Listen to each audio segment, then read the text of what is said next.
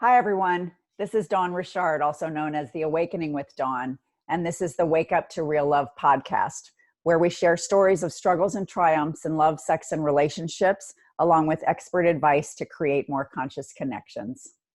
I'm really happy to be here this morning with my good friend, Shawn Knight. He and I met through Martin McNichol, and we've had a beautiful friendship, expanding friendship. And so I'm really excited to have him on because he has a really beautiful perspective on what it means to be masculine in the world. And he's had his own journey. He's on his own journey. He says he's a simple man, but he's not. He's very complex and very beautiful soul. So I'm so happy that you're here with me, Shawn. Thank you, Dawn. It's good to be here. So I know that you have had your fair share of relationship struggles in the past, and I wondered if you could, well, first of all, if you would just introduce yourself, tell us a little bit about yourself, and then you can tell us about your relationship struggles that you've had. Okay. My journey started when I was probably 5 years old when I first started kindergarten. Mm-hmm. And I had issues with interacting with other kids. And so I wouldn't go to school. Really? And, yeah. And I ditched. We walked to school. It was just down the street from my house. Uh-huh. And what I ended up doing is I would cross this footbridge over this little wash area we had. And I'd go out with the migrant workers that were working the crops, and they brought their kids to work with them. Uh-huh. And of course, I didn't know how to speak Spanish. They didn't speak English. So that was actually the beginning of my empathical journey to learn how to communicate without actually having a lingo that we could use. So, Uh-huh. and that went on for 2 or 3 years till my parents got fed up, and then they put me in private school. They controlled me from that situation, which I never blamed them for. And then it happened again because about a year into that, I found out that there were shepherds from Spain that were up in the hills with the flocks, and I would go up there and hang out with them. Wow. So that was kind of the beginnings of my journey. I was born and raised Catholic. The private school was a Catholic school. Uh-huh. Then around I think it was in 1976, I started to question what's God, who's God? And that took me on a whole different journey. And I think in 78, I started my first metaphysical class, which kind of got everything rolling for me, where we're playing with the tarot cards and then reading all the different materials and all that kind of stuff. So that kind of took me down the path that got me where I am today. It's been a long journey. So, personal relationships. Wow. It's a big one, I know. I've had 4 women in my life, 2 that I've lived with, that I would say were the women that I thought, for sure, I'm going to marry this woman and stay with them for life, that type of thing. And I'm not sure where you want me to go with it from here, Dawn, as far as what do you want me to express about the relationships? I just want you to talk about what things did you struggle with in having a good relationship with these different women.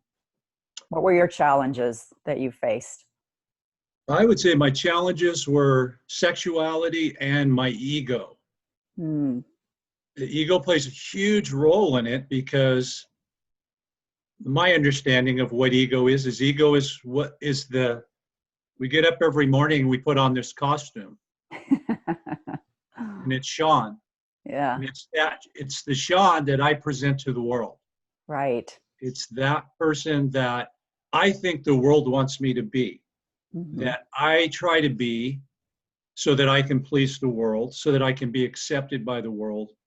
And it just goes on and on and on. And this is all, for me, this is all part of the programming that we all are conditioned to from a very early age. It's like we have to show up to be somebody that other people think we should be rather than being who we are. Exactly. That's exactly what it is. And so we put on this facade of who we are. Mm-hmm. And in that process, we lose ourselves. We completely lose who we are, Mm-hmm. the divinity that's within us. Mm-hmm. And my journey's been to discover who that person really is. Mm-hmm. And that's what I've been doing. So, so how did your ego get in the way? well, just like everybody, being overly sensitive about things or taking things the wrong way, feeling insulted or betrayed, or any of those things that the mind makes up. That Mm-hmm. was my key. That's what saved me, was the mind, the discovery of what was going on in the mind. And the way that I came across that was I was actually out for a walk with a friend of mine heading towards the river. We were walking down to the river.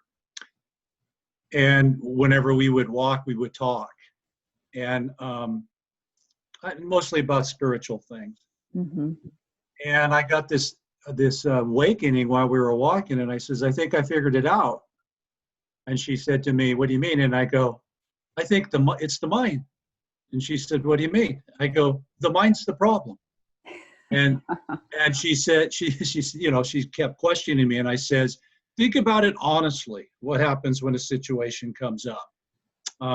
Let's say you're driving your car and you get a flat tire, Mm-hmm. right? The first thing you do is you start to build on this story of negativity. So I've got a flat tire. Now I'm going to be late for my appointment. That person's going to get pissed off at me. I'm going to get in trouble with this other person. And it just goes boom, boom, boom, boom, on and on and on. And if you look at it honestly, you'll see that that's what happened is there's this monkey mind thing that goes on all the time with us, all the time. Right. And so that was my first discovery where I really looked at it hard and started to pay attention to it. And I got in this group of masters, and it was about self-discovery, the group I was in. And it was 100 days that we were going to do this work. And it was about probably a third the way into it, they brought up the same thing. And I looked at that other person, and I'm going, just check this out. So that became what the issue was, is that basically the bottom line is that, and by the way, the programming, the conditioning all lines up with all this. It's all lined up to make us fall into this trap. And the trap is that the mind is a tool. The mind's there to do math. The mind's there to do thinking, critical thinking for us. Mm-hmm. But it's not there to run the show. But it thinks it is, and it wants to be in control. And that's what it does. That's that monkey mind thing that goes on. And it needs to be basically put in its place. And the way that that's done, that's where the class came in really handy, because there were a lot of tools with how do you deal with this? Because you don't fight it. Because anything that you put your attention to, that's where the energy is going to flow. So you're just empowering it, right? Right. It just gets bigger. Yeah, you don't fight it that way. What you do is you love it into submission is what you do, is you recognize it. First of all, you recognize it, and you recognize when who is this? Mm-hmm. Is this mine or is this me? Mm-hmm. The way you do that, there's some simple ways to do it. First you ask, does this feel good? Then you ask, is this what I want to experience? Mm-hmm. Then you ask, is this really me? And you go through those simple tests like that. And if any of them, the answer is no, then that's the mind messing with you. Can you repeat those? I think those are really important questions for all of us to ask ourselves. So, and this is just the way I do it. Mm-hmm. And this is the way I instruct other people. I'm trying to help with it because a lot of people have issues with this. Uh-huh. So when a thought comes up, something comes up, right? And immediately you have an emotional reaction to it, however you feel it. You know, whether it's negative or positive. Mm-hmm. It could be, oh, I love this person, or this person's scaring the crap out of me, right? Yeah. Or whatever. So what you do is you ask the question, and usually the way I do it is I say, is this me? In other words, do I resonate with what's what's coming up right now. Mm-hmm. Then I say, is this something that I want to experience? Right? That's a beautiful question. Is this something I want to experience? That totally puts the responsibility on you. Oh yeah, it's all an inside job. It's the only way we get anywhere is we do the work. I can Mm-hmm. tell everybody all the different clues, but if they don't do the work, they get nowhere. But Right. if they do the work, it'll show. That's the beautiful thing about this. I did it with my youngest son because he was really struggling in life. And I sat him down and taught him the tools, basically. But I told him, I says, you watch. I says, when you challenge your mind, it will not want to give up control. It Uh-huh. is Lord, it's Lord and Master. It wants to be king. And it's supposed to be subservient to you. But it thinks it knows better than you what's best for you. So it's going to try to take control. And what's going to happen is when you start to challenge it, it's going to get scared and it's going to throw everything but the kitchen sink at you. And Right. that's Like trying to block you from seeing or choosing what's right for you. it knows where all your weaknesses are. Yeah. It knows every one of them. So it'll throw all those cards down. But this is where it shows its hand because it does it with such aggressiveness and so often that you can't ignore the fact that you're screwing with me and I could see it because it's never been this intense before. It's Wow. one after another, after another, after another. And it's So different for these everybody. these are all the things that trigger you. Is that what you're Oh talking yeah, like about? you're unworthy, you're a piece of crap, nobody likes you. I mean, all this stuff that makes you unworthy. That's its key. That's how it keeps you in place. Uh-huh. That it makes you feel that you don't deserve anything better than what you're currently experiencing. Mm. That's what it's doing to you. But the point I'm trying to make is it'll do it so aggressively when you first start to challenge it that it'll be blatantly obvious to you if you're paying attention that I'm right and the mind is screwing with you. So, and then once that starts to happen, then you just start doing this thing. I love the way emoji talks about it. It's like a cloud. The thought's a cloud coming by. So a thought comes in and you see the cloud, but you don't embrace it. You keep your hands to yourself. You don't reach out and grab it and make it you. You just push it through. Nope, not what I want to experience. Nope, that's not me. So that's what you do with the thoughts. And you keep doing that consistently in the beginning because you're not sure what's real and not real or what's good or not good. Right. So you're passing on all of them. You're taking control back from the mind and you just keep passing. And then you'll get into it. For me, it took about 2 weeks till it settled. It started to settle. And there wasn't that aggressive all the time. Bam, bam, bam, all the time. And then once you get to there, now you got to love it. Now you have to love into it because the mind has an awesome function. We'd be helpless without it. It's in the wrong position. Mm-hmm. It needs to be subservient to you, not king to you. And it wants to be king to you because it believes that you're not capable of being king. Okay? Or queen. It's basically in place to keep you feeling small. I think what it is that the energies that are empowered in this environment knew these secrets, and so they could use them against us. So they used the programming to program us to fall for this trick, and we fell for it. Hook, line, and sinker. Uh-huh. You think about your life from as far back as you can remember as a child up to about puberty.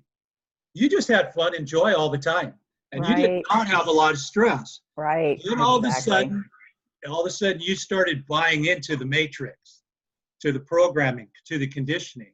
And it just got progressively worse, worse, worse, more and more stressful. Mm-hmm. So anyways, then what you do, you realized, okay, this is true. The mind is doing this. I'm taking my control back. The mind's not going to be the boss. I'm going to be the boss. So you can't battle it because if you do, you're going to empower it. Mm-hmm. So what you have to do is you have to love it. And how do you do that, Shawn? I talk to it like it's a little kid, like I'm talking to my son. That's how I do it. And what I do, and just word of warning, I one of the people in the group called it IT, which I love, but I actually call it Coyote. And the reason I do is because coyotes have this. There's a sneakiness about them. And they're always walking around in the tall grass so you can't see them. And they're always poking their heads out, and they're looking for opportunities to sneak in. Is what they do. And that's why I like Coyote, because that's what it does. Is you think you got everything under control, and you got it. I'm king again, right? You are king, but Coyote's not going to give up, and it'll keep coming back in, always looking. But the amount of times that it tries gets lesser and lesser and lesser. So here's how I deal with it. I tell it that I love it and I appreciate the value it brings to my life. But that I'm Lord, I'm master, and you're subservient to me, and I don't need your help right now. When I do, I'll call on you. And that's the other side of it too. When you do call on him, you need to praise him. When it helps you, you need to praise it, because it wants that, just like we do. It wants that praise. That helps it fall into a subservient role too, because it feels like, oh, I have value, because he's saying, I really appreciate that you helped me with that math problem or that critical thinking problem. I appreciate that. So you want to love it that way too, right? But when it comes up, you do the test. Is this me? Does this belong to me? Is this what I want to experience? How does this feel? Does this feel good? Any of those are negatives, Coyote or it or mine. And what I do is I say, go to your room, because we've gotten to such a relationship with each other that I can talk to it just like I'm talking to my own kid. And it like waddles off. It feels like it just waddles off. It gives up because it knows I caught it trying to trick me, and it'll keep doing it. That's the bummer, is it keeps trying. But you just have to be aware. You run the test. You always go, what do I feel in my heart? Because your heart never lies to you. So your heart will always tell you, this is a yes or no, or this is a positive or negative. This feels good, or this feels scary. So you always, what's my heart feeling right now? If it's something I don't want to feel or doesn't belong to me, then I'm going to run the questions. And then if the questions come up, any of them come up a no, then I'm going to call Coyote out, and I'm going to say, you go to your room till you can play nice, because I'm not putting up with this crap anymore. And that's how I talk to him, just like an adolescent. Wow. And it's really well behaved now, totally well behaved. So, I love that. Coyote, go to your room. Yeah. And when you want to play nice, then you can come out and play. Right. So you're kind of teaching them like an adolescent that's done something wrong, but you still love them just like your parents still love you, even when you screw up. Just like God still loves us, even though we screw up, right? But it's the same attitude. That there's still love behind it, but I'm just not putting up with you right now. And that's how I do it. And so how old were you when you discovered this? Oh, that was about probably 3 years ago when I came to this awareness. Yeah, wow. 3 years ago. It's changed my whole life. Wow. So I could go deeper into this, how this worked in my relationships if we have time. Yes, we have lots of time. Okay, so what happened is that I had different, I call them masters, gurus, teachers, whatever. And each one was giving me different pieces of the puzzle. Right. And I had like a dozen pieces of the puzzle sitting in front of me that were wisdom and knowledge and awareness. You know what I mean? From different guys that I had listened to, and I heard something and I went, ooh, I want that. And I wrote it down and I kept it, right? And the way that I saw it was this, they were all sitting on a table like you would do a puzzle, but not fit together. And I was contemplating them all in meditation, and they started to vibrate, and then they rotated into place. And when they came, they all took their position where they were supposed to be. All of a sudden, I got this profound awareness. And Wow. the awareness is that the mind knows what it is that makes you unworthy. And it's the keys to the kingdom. Because as long as it can get you to continue by tempting you to be unworthy through its tricks and games, you will never, ever love yourself. You'll always find yourself unworthy, and you will not be able to move forward. For me, it was sexuality. That's what it was. And when I realized that my mind was holding me hostage to my sexuality because my sexuality made me feel unworthy to be who I truly am. How do you mean? Can you explain that? Well, because of different interactions I had with women, in relationships, almost always sexual, some type of sexual thing. And the way that I interacted with women sexually, that was all programmed behaviors. It's not, most of us do not interact with each other from a point of love or passion. And I'm not including everybody here. I'm just saying the way we're conditioned is, and I'm talking about men here, mainly men, okay? Is we are conditioned to be at almost the point of rage, the way that we go into sexual behaviors. In other words, we push and we push and we push. And that's the way we're programmed to be that way. And it's wrong. It's totally wrong. It's not, and women, because of their love, and they're coming from a point of passion, they accept us. They tolerate our behavior because they don't know anything other, because every experience they've had with a man is that same driving force experience. Is it just because men are goal oriented? That men are. All that's tied into it. Well, the ego's totally tied into it. Men are all, they want to be, they're kind of programmed, they want to be the stallion, the stud, They want to get in there and be this. It's almost like they're programmed to be the porn star, for lack of a better word. Is everything that they have experienced since they were young children is this pornographic idea of how men are supposed to be in bed. And most men, find themselves incapable of meeting that goal, which is the porn star goal. Because you're not a porn star. That's acting.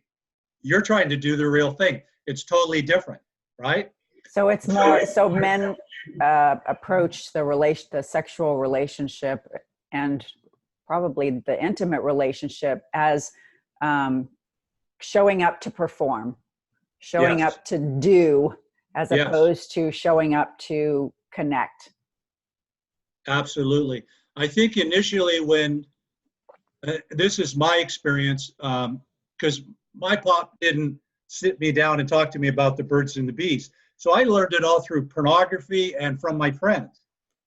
From your friends that had lots of sexual experience. Yes, that type of stuff, which is all the wrong way, right? Right. So, and so initially it's just young men just trying to get their oats off, right? Right. You're just about you. You don't even care if you're pleasing your partner. You just want in and you want to get that release. And that's the way I think young men are. And then as they start to mature and they grow, they get a better understanding of what's going on. They get a serious girlfriend that they really care about. Then they try to approach it from a different level, but they still have that drive mentality. That's the wrong approach. And to me, the way that it should be approached should be sacred. It should be sacred. And I love Todd Medine's wife, Morgan. She does this beautiful example of it, is that she says that if Todd comes up and he comes directly to her then she pushes him off. He backs off because he didn't show any really respect if you think about it. What we are supposed to do is come up and stop and then wait for the woman to say, yes, come here. Not the way we do it, which is like this. Push Which is right like, away. this is what I want. I'm going for the goal. That's right. Regardless of whether or not you want to be gold, whether you want to be scored upon. Exactly. That's the way men are programmed to approach it. Not basically that's turning it into a porn movie if you think about it. And how's that make the woman feel? When her man is approaching her or making love to her or lusting after her from that angle. They know it, they feel it. That's why they were disempowered, because they have the ability to do more than we can do. That's why we disempowered women. Do you think that most men don't even think about the feelings of the women? Or, how does that come into play with all of this? I think that depends individually on the man. I really do. Because I think there's wonderful men out there that approach it from the right angle. So I'm talking generically, I'm not including all men. So there are some beautiful men out there that do approach it that way. But I would say that probably the larger percentage of men, I think, are just programmed to be that more aggressive male. And I don't think they really think that much about what's going on, what's happening. I sense in the men in the spiritual community that there's a real softness and tenderness to them. And whether or not they understand this, or if that reflects into their physical, adventures with women, I can't say. I would like to work with those men. Because those men, the way I looked at my self-discovery was I was held prisoner by this my whole life. I would hate myself at times, literally hate myself, because I couldn't overcome this, because I didn't know what was going on. Did you feel a lot of like blame or shame or judgment about yourself? Oh yeah, all the time. I was totally unacceptable. And I was unacceptable to me, which is the worst thing you can do. Yeah. Because the bottom line is it's all about loving the self. That's really what we're trying to do. Because I can't love you if I can't even love myself. Right. I can't love you to the degree that you want to be loved. Right. So I can't be a good partner for a woman unless I totally love myself. And that takes self-discovery, self-awareness, and also sensitivity to what's actually happening, what's going on. What are you feeling? You know what I mean? That type of thing. If I don't have that intuition developed, then when you got something you're working or you have a problem with, say, I won't even be sensitive to it. I'll be just, I want to go, let's go. But when I'm sensitive to it, I'll go, hey, what's happening? I can feel it. What's going on? And that opens the door to listen, right? And then you listen. Right. Do you think a lot of it, for the male perspective, because they're more goal-oriented, it's more about like the conquest? Oh, absolutely. Absolutely. That's why men hop from woman to woman to woman. Because men, they're conquerors. They're competitive, and they want to be in the fight. Once they've conquered a woman, they've had her, blah, blah, blah, blah, all that stuff, they get bored very easily. They go out to conquer again. They see something else sparkle in their eye, and they go after it. That's a self-control issue too, because I was with the same gal for 30 years and never ever broke faith with her. And it was easy for me, but it had to do more with, I think it was tied to my ego, because I'd never been honorable to a woman. And then all of a sudden I got together with this one woman, and we spent 30 years together, and I got about 2 years out, and I realized, hey, I went 2 years and I didn't screw around. And then it became like a badge for me to wear. And I kept going further and further. And I had somebody tell me one time, what we were just talking about the conquer thing, that it's a game. This whole thing's a big game, what we're doing here. And that once you realize that this is me just wanting to conquer, right? I don't need to be that person if I don't want to. And the women are trying to see if they still got it, see if they can get your attention. And so it's this game of tempting and going back and forth, tempting and trying, tempting, trying, conquering. And once I realized what was going on, then I started paying attention to it. And as I paid attention to it, I saw it. I could see it. And then I'd go, oh, no. Homie ain't going down that road, because I have someone at home that's counting on me. And so it became easy for me. And I went 30 years. And there were periods where we were separated and stuff like that for long periods of time. I still did it. You know what I mean? I still stayed honorable. So that's, that's something that that ties in with your morals and your self-worth and so forth. And the other side of it was too, is that I was able to look at it from the perspective of how would this feel if it were me? If I found out she was cheating on me, and I had that experience. I had known that experience. That's why everything in life is a blessing. No matter how it appears, always find the purposeful good in it, because it's all blessings. It's all just another stair, another tread in the stairs of learning. So what did you learn from that experience? From being betrayed? What I did is I tried to do the forgive and forget thing, right? It happened 2 or 3 times with different men. And by the way, all the while, remember I said I had never been honorable to the 30-year relationship. I was out screwing around too. So who am I to judge, right? Right. I'm coming from the male ego, you're mine, you're my possession, that concept, which is all screwed up. But so I tried to do this forgive and forget thing, and it's interesting because the way it all came about in the end was I used to meditate, and I was up on my rock up in the hills, and I forgot I had done this, but I went up there and I just said, Source, God, I said, I don't care what I have to go through, what it takes, but I want you to make whatever needs to happen so that I can be happy, because I wasn't happy. And 2 days later, she left me. Wow. And I didn't put it together when it happened because I forgot my meditation. Wow. I picked it up 2 or 3 days after it happened. Oh, here's what happened.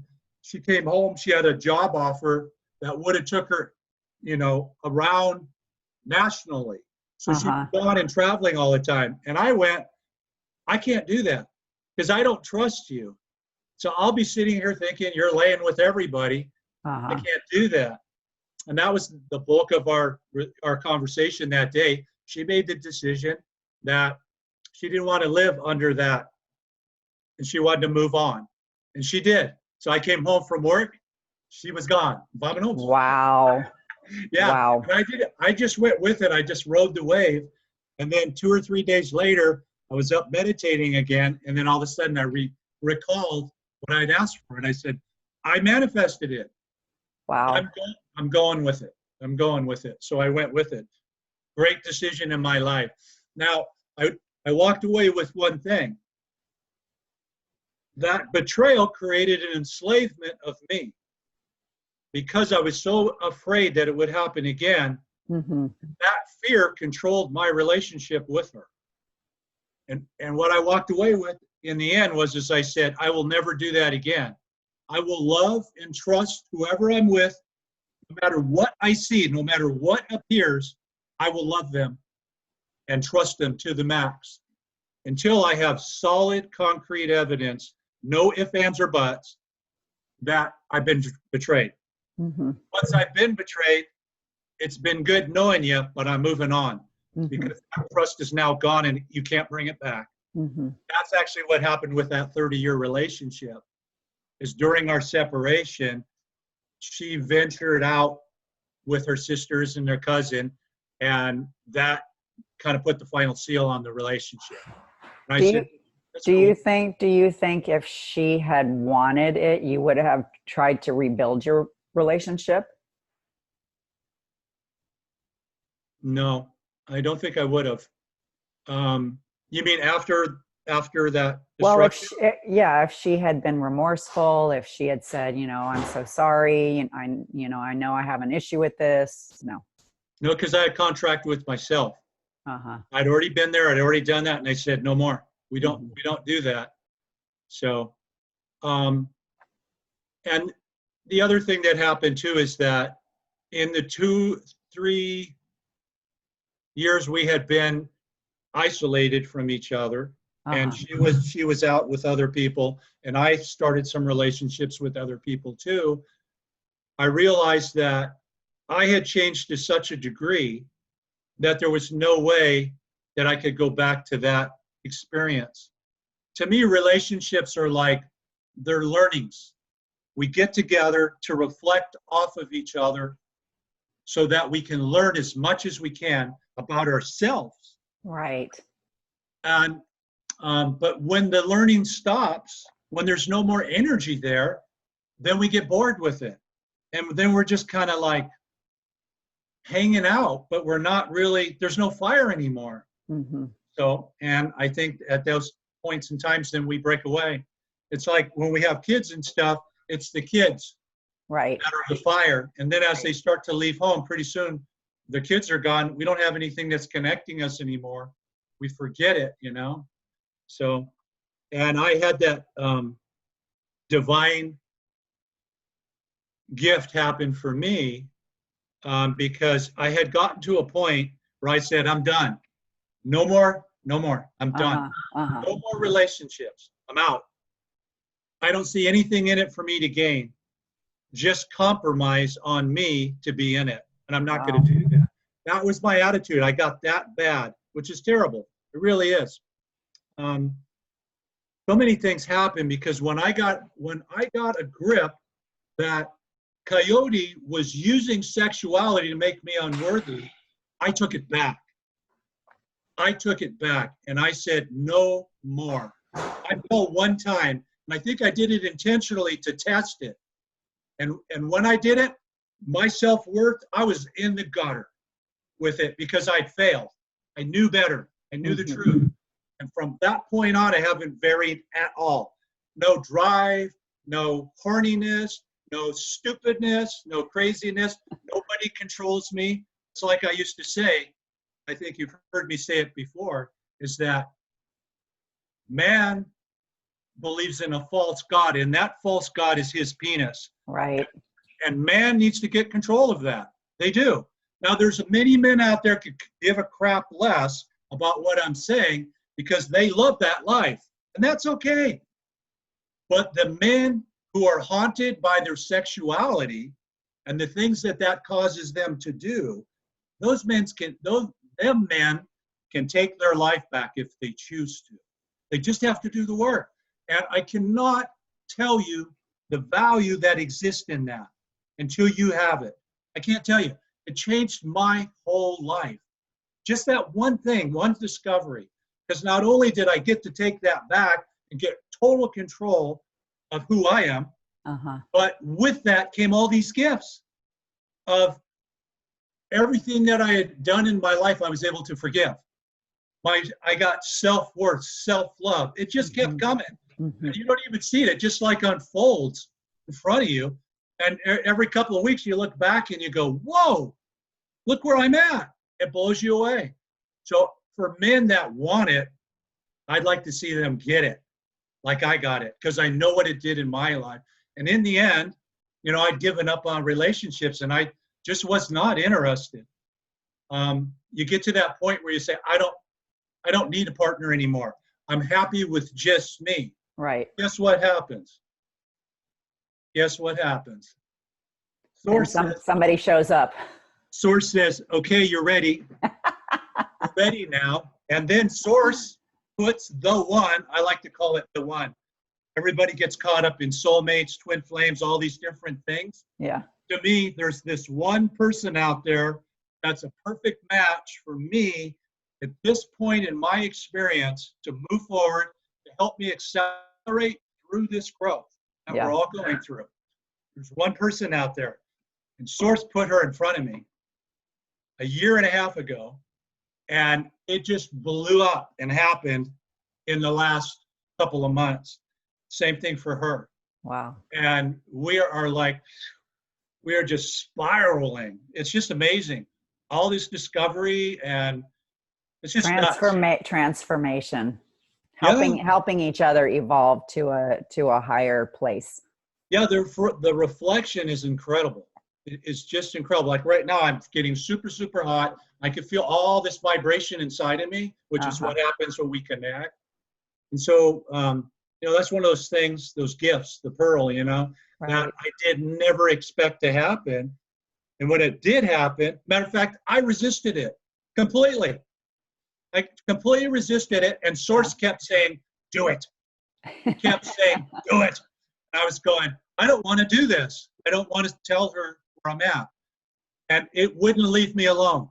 It kept saying, do it. I go, she is going to think I'm a raving loon. So anyways, I wrote a text, I guess you would call it, Facebook connection type thing. Told her where I was at. And she said, I appreciate that. My best friend said, well, that was practice. It was really, really cute. But what happened, she was in the same space as I was. She was done. She didn't want any more. So I just let go because I didn't get the response I wanted. And Source kept nudging her, look again, look again, look again. And this went on for 2 or 3 weeks. And I could see there was some inquiry going on there.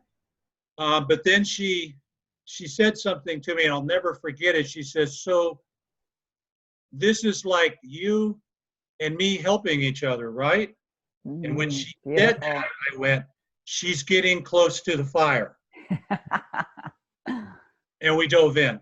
And we are so freaking happy right now. I can't even tell you. And I've never known love like this before, ever. I'm calling it divine love. Because I've never experienced it. Yeah, I've never experienced it before. And the same goes for her. I mean, we're freaking lightheaded all the time, So it's hard to just stay in the world because we just want to interact with each other. So, but that was a real gift for me because I did all the work. Yeah. I did all the work.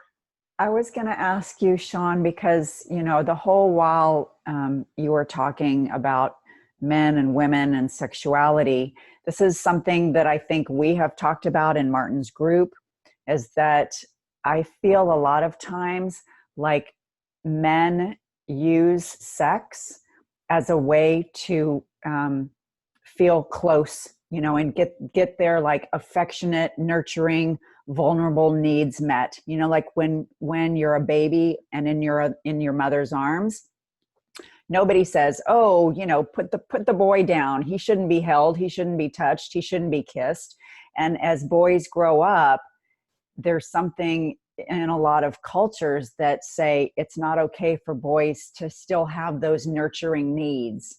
That's right. So I think a lot of men, instead of just saying to a woman, hey, can you just hold me right now? I'm feeling a little scared or insecure or vulnerable. Can you just hold me? It's like, hey, let's have some sex, and that's the only place where men are really given permission to sort of seek those nurturing needs. I agree 100% with you. That's part of the program. And that's that false truth that men should not be this way. Right. In every man, there's a feminine energy, and in every woman, there's a masculine energy. Right. But they're suppressed. And through NIMS, I got awoken to that. That was another part of the journey before I met the one. Yeah. And what happened with me there was we were doing the shadow work, and I think it was Martin's wife was the first one to go, and it was profound because she talked about these things that I was just like, what? And she just moved right through it. And I could see what great balance and character she had in her spirit, the way she could move through it. But what she did is she opened this jar of worms. for all the rest of the women. And then they started opening and opening. And I cannot tell you the intensity of what was shared that day. And I think, besides Martin, I was the only masculine energy in the room. Wow. And I was blown away and so privileged to hear what I heard. But what that did is it shocked my masculine energy to its core. Over the next 2 or 3 days, I unraveled. I didn't even want to be a man anymore. And I'm getting emotional right now just talking about it, because it affected me to that degree to see the things that men have done to women. And the other side of that cleansing that I did is it activated my divine feminine. And then all of a sudden, just days and days of crying for no reason. Wow. And mostly it was like my cup was overflowing. I couldn't hold that much emotion in me because I wasn't used to it. And I realized women, this is their whole life. Right. Women are like this 24/7 and they hold it with such grace. But we are so suppressed from the programming that when it starts to come up in us, we can't even handle it at all. And the way we deal with it is we just cry. We just let it out. We just keep releasing. But that started my journey of my feminine being activated in me, and that brought balance and alignment in me when that happened. And that's basically just giving yourself permission to express that part of you that has been suppressed for so long. And also accountability.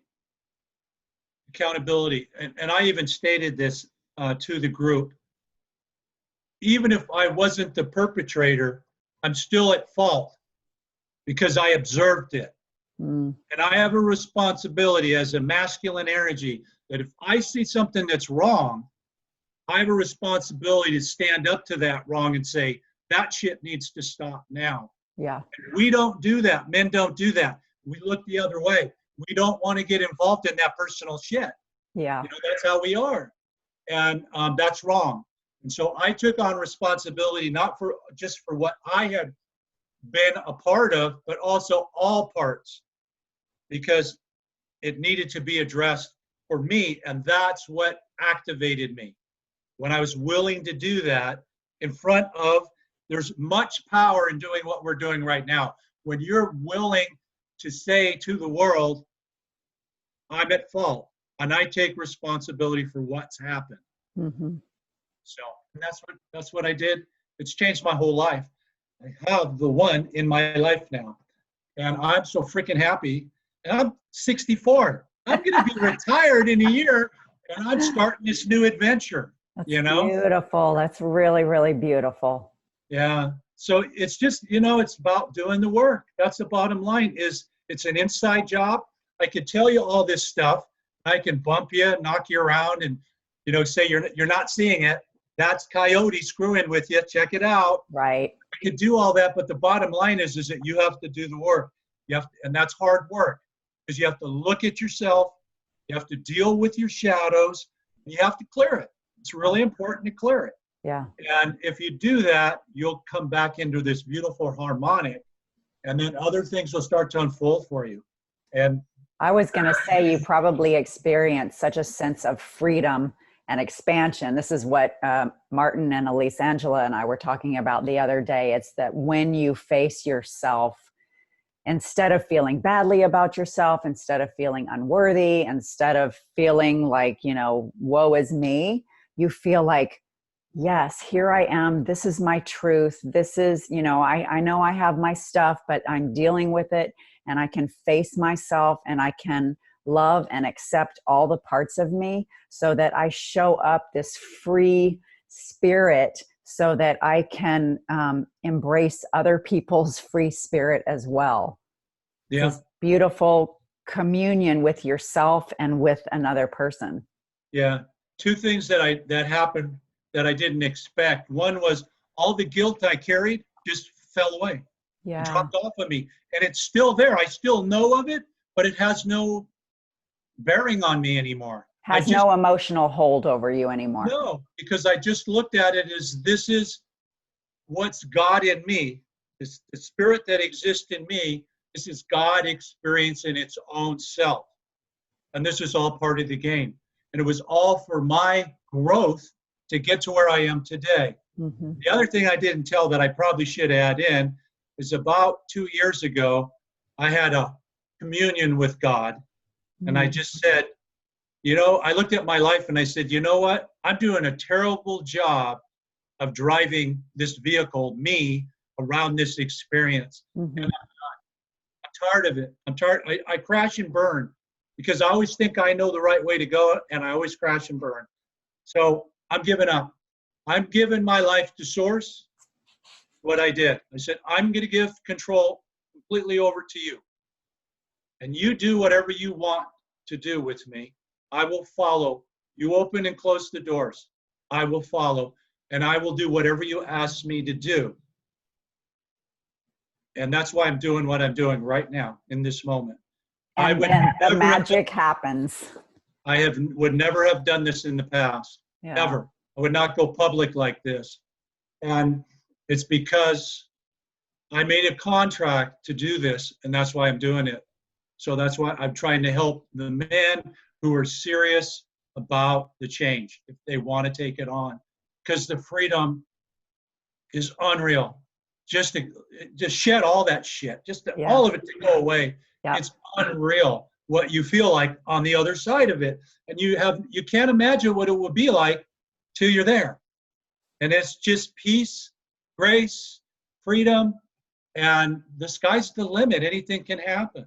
Yeah. So it's so worth the work, I'll tell you. And I know the coolest thing is relationships, is that once you get to this space, relationships are so easy. Easy. Because you're just this open thing that's just loving. You don't have to hide anymore. Yeah. And you just want to love to the best of your ability. And everything is unconditional love in your being. And so a relationship, it's like, what can I do to make you happy? And the same thing goes with my partner. She's the same way. So where you think in the past, oh, I don't want to bring this up because this is a trigger, she'll get pissed or whatever. You bring it up and you get totally the opposite of what you thought you would get. And you just go, wow, I didn't think that would happen. But it's coming from unconditional love. It changes the whole dynamic of relationships. The whole thing is you're just trying to be there for each other, unconditionally. So Shawn, what is your definition of real love? Unconditional love, divine love. That's to me what it is. It's a love that it can't be contained. It's just constantly overflowing. It just keeps coming out of you. And you're like, who is this person? Matter of fact, one of my buddies, sometimes he'll send me a note and he'll say, who are you? Where's my friend Shawn? Because the change is so dramatic from what the norm was 5 or 6 years ago. And I love it when he says stuff like that, because I know that's happened. So. It's the new norm. You're going to help so many people from this conversation, Shawn. And if men should flock to Shawn. He's got so much beautiful wisdom to share and to teach. So if people would like to get in touch with you, Shawn, what's the best way to do that? Just Facebook, Shawn Knight. Shawn Knight with a K. Yeah, with a K. Just like knights in shining armor. Except there you go. My armor's a little rusty. Well, I appreciate you being here, Shawn. This is a beautiful, beautiful conversation. And I know that you are going to impact and affect so many men and women to think about their own coyote, to think about how their sexuality plays out in their relationships and their connections, and to inspire people to really own your stuff, to look inward and to fix those parts of yourself, in quotes, to look at those parts of yourself and really come to a place where you love and accept who you are so that you can experience that freedom and that limitlessness of honoring who you are. That's right. So thank you. Yeah, Thank we're you all these so special much. Yeah, thank you so much for being here. It was a So, pleasure. so for everyone, if you like what you hear, please subscribe to this podcast and share with a friend. And if you would like support in finding more connection, expansion, freedom, and acceptance in your own relationships, you can find me on Facebook and Instagram at The Awakening with Dawn. Feel free to send me a message. Excuse me. Feel free to send me a message, and I would be happy to help you find and create more real love in your life. And as Shawn and I were talking about, the most important relationship you'll ever have is the one you have with yourself, so that you can be the kind of partner that you want to have. So thanks again, Shawn. And I appreciate all you listeners showing up. And I will see you guys next time. Take care and wake up to real love. Thank you. Bye-bye.